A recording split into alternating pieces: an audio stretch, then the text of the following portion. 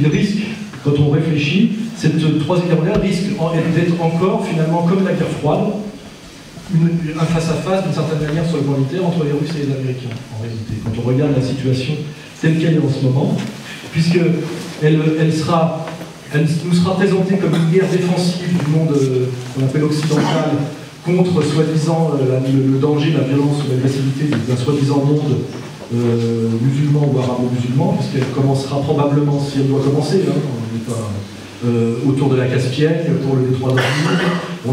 On est déjà en train de nous dire que c'est à cause des Iraniens que nous allons être obligés de la faire. Enfin, déjà, le théâtre est déjà en place. Mais en réalité, on voit bien que derrière, si ça peut devenir une guerre mondiale, c'est parce qu'on le voit déjà très précisément pour l'affaire syrienne, quand les Américains, finalement, aidés par les Anglaises, qui est traditionnelle, et les Françaises, qui est un scandale, qui s'explique notamment par la trahison de Sarkozy, car tant que nous étions dans une logique réelle, la France ne se permettait pas ce genre d'intervention néocoloniale évidente. Si le conflit s'aggrave, comme on le voit pour la Syrie, immédiatement vous avez en fait les Américains qui décident de déstabiliser, de mettre à bas un régime pour le remplacer. On s'en rend compte quand on regarde les récentes révolutions de Jasmin, finalement par des cadres du FMI, des technogestionnaires, de quelque chose dont on va parler après, qui est finalement le système bancaire mondialisé. On voit très bien que ce sont finalement les Américains tels qu'on le définit. Quand on dit les Américains, ça servira pour tout à l'heure, si j'ai regardé, je dis les Juifs. C'est qu'on parle des élites au pouvoir aux États-Unis, pas du peuple américain. Quand on dit les Allemands, on parle bien d'un certain pouvoir allemand, notamment à un moment donné, le régime national-socialiste. Quand on dit les Russes, à un moment donné, on voulait dire les gens qui marchaient derrière Joseph Staline. Voilà, c'est comme ça que on n'engage jamais les peuples quand on dit les Américains, les Allemands, les Russes, les Juifs. On ne prétend jamais que c'est le peuple lui-même, ni que tous les gens y adhèrent. Donc, ces espèces de précautions oratoires qu'on est obligé de prendre, notamment quand on parle de Juifs, on ne se fatigue jamais à le dire pour les Allemands, pour les Russes, pour les Américains, on va le dire pour tout le monde. Parce que chaque fois que je dis les Américains se comportent comme ça en ce moment, je peux toujours avoir un Américain qui lève la main et dit moi j'y suis pour rien, j'ai rien fait, etc. En général, il dit rien, et par contre, il est content. Est-ce que vous ne pensez pas qu'on peut y échapper à cette guerre avec une possible élection de Ron Paul aux États-Unis? Il y a quand même beaucoup de mouvements là-bas. Il ne passera jamais, il ne sera même pas investi comme candidat républicain, justement parce que lui, il est très guerre. Vous avez la réponse. Ron Paul, il a parfaitement dit la réalité de l'Amérique. Il est assez populaire chez certaines personnes. Il a contre lui tout l'establishment. D'ailleurs, il se fait traiter d'antisémite. Le marqueur de tout ça, c'est que vous faites traiter d'antisémite, c'est que vous commencez à faire bien le travail.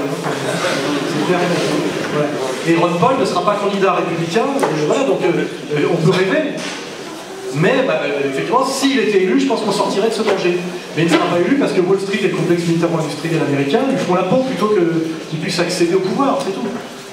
Malheureusement, ça c'est la réalité pratique. Il ne sera pas investi, donc de toute façon, il n'y aura pas besoin de l'assassiner. Il ne sera pas candidat républicain, il ne gagnera pas la primaire.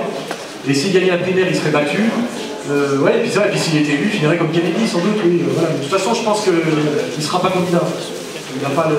Voilà, quand vous avez contre vous l'establishment dans une compétition qui est faite pour la victoire de l'establishment, vous ne pouvez pas gagner parce que c'est un jeu qui a été créé pour que ne puisse gagner que les maîtres du jeu. C'est quand même évoluer les idées au niveau de la vie. De gens qui ont conscience grâce à lui. C'est comme moi, si je disais, si j'étais demain président de la République française, je désengagerais l'armée française d'Afghanistan, je me tournerais vers la Russie, je ferais des tas de choses, mais je ne serais jamais président de la République. Donc voilà.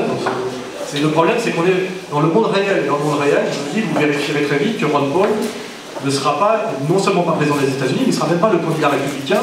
Et que le candidat républicain qui vont mettre face à Obama, le nègre de maison, comme on dit, et on avait annoncé tout ça, le mec qu'ils vont mettre en face, sur tous les fondamentaux de la politique sérieuse, proposera exactement la même chose que l'autre, c'est-à-dire qu'il n'y aura que des petites nuances sociétales sur le port d'armes, des trucs symboliques auxquels sont attachés les Américains.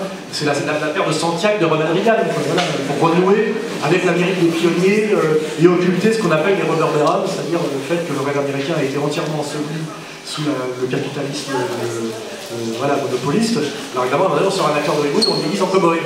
Ça veut dire qu'on méprise les électeurs et que les Américains, globalement, sont des cons. Parce que pourquoi suivre des Santiago pour renouer avec le rêve américain de la frontière, c'est vraiment qu'on ne comprend rien à la politique. Et malheureusement, c'est comme ça, c'est-à-dire que les élections sont un système qui est fait pour gagner ceux qui les ont inventés.